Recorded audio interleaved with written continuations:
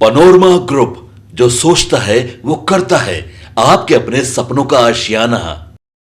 नमस्कार, आप देख रहे सिटी पोस्ट लाइव और मैं हूं आपके साथ नेहा मिश्रा। बिहार विधानसभा चुनाव 2025 के बीच अब एक नया विवाद खड़ा हो गया है। एक तरफ नतीजे से पहले सियासी दलों में हलचल मची हुई है, वहीं दूसरी ओर ईवीएम यानी इलेक्ट्रॉनिक वोटिंग मशीनों को लेकर बड़ा आरोप लगाया है। आपको बता दें, एक पूर्व अध्यक्ष ने ईवीएम से छेड़छाड़ का गंभीर आरोप लगाया है। उनका कहना है कि जिस वैन को ईवीएम स्ट्रांग रूम के पास दाखिल होते देखा गया, उससे संदेह गहराया है। ये मामला जैसे ही सामने आया, प्रशासन और चुनाव आयोग दोनों हरकत में आ गए। मामला बिहार के एक जिले का है, जहां मतदान के बाद सभी ईवीएम मशीनें कड़ी सुरक्षा के बीच स्ट्रांग रूम में रखी गई थी। लेकिन रात के वक्त अचानक एक सफेद रंग की वैन उस क्षेत्र में दाखिल होती दिखी गई। उसी वक्त स्थानीय लोगों ने वीडियो बनाकर सोशल मीडिया पर डाल दिया। वीडियो में वैन को स्ट्रांग रूम के नजदीक जाते हुए देखा जा सकता है। बस फिर क्या था, आरोपों का दौर शुरू हो गया। पूर्व अध्यक्ष ने तुरंत सवाल उठाते हुए बताया कि ये चुनाव आयोग और प्रशासन की बड़ी लापरवाही है। अगर मतदान के बाद ईवीएम के आसपास कोई बाहरी वाहन पहुंचता है तो ये साफ संकेत देता है कि कुछ न कुछ गड़बड़ है। उन्होंने यह भी बताया कि जब तक जांच पूरी नहीं होती तब तक नतीजे पर सवाल उठते रहेंगे। उनका आरोप है कि प्रशासनिक अधिकारी चुनाव के बाद भी निष्पक्षता नहीं बदल रहे हैं। उन्होंने दावा किया है कि वैन किसी सुरक्षा या सरकारी वाहन की नहीं थी, बल्कि कुछ खास लोगों की गाड़ी थी जो रात में स्ट्रांग रूम के पास घूम रही थी। हालांकि इस पूरे विवाद पर जिलाधिकारी डीएम ने सफाई दी है।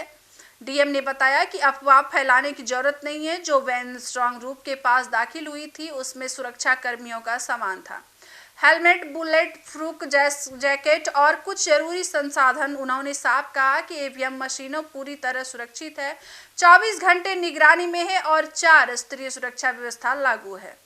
अब डीएम ने आगे यह भी बताया, सीसीटीवी कैमरों की निगरानी लगातार की जा रही है। वहां न सिर्फ प्रशासनिक अधिकारी तैनात हैं, बल्कि सभी प्रमुख राजनीतिक दलों के प्रतिनिधि भी स्ट्रांग रूम की सुरक्षा प्रक्रिया को देख सकते हैं।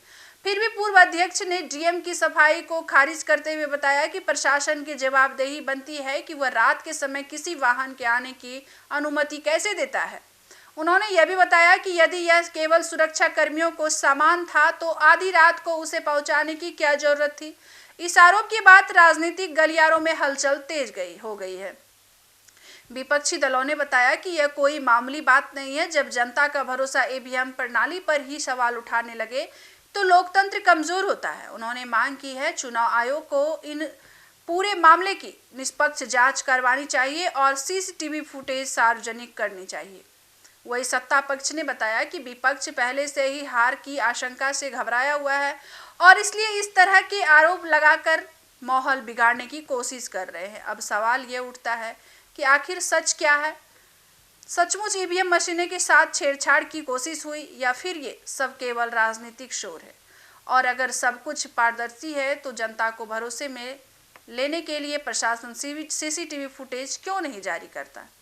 गौरतलब यह भी है कि चुनाव आयोग ने पहले ही कहा था कि ईवीएम से छेड़छाड़ करना तकनीकी रूप से असंभव है। हर ईवीएम की यूनिक कोडिंग होती है और मतगणना से पहले सभी उम्मीदवारों के प्रतिनिधि उसकी जांच कर सकते हैं। फिलहाल प्रशासन ने इलाके की सुरक्षा और बढ़ा दी है और वैन से संबंधित सभी जानकारियों की जांच की जा रही है। लेकिन एक बात तय है, जब नतीजे से पहले ही इस तरह के आरोप लगने लगे तो जनता के मन में सवाल उठना स्वाभाविक है। अब चुनाव सिर्फ वोटों का खेल नहीं, भरोसे की परीक्षा भी होता है और अगर उस भरोसे में दरार पड़ जाए तो लोकतंत्र की नींव कमजोर पड़ने लगती है। अब देखना यह दिलचस्प होगा कि इस वैन का रहस्य क्या है। क्या ये वाकई सुरक्षा कर्मियों का सामान लेकर आई थी या कुछ और कहानी छिपी है? इसके पीछे कैमरा पर्सन के साथ मैं हूँ। खबरों के लिए बने रहिए हमारे सिटी पोस्ट लाइव के साथ और देखते रहिए। धन्यवाद।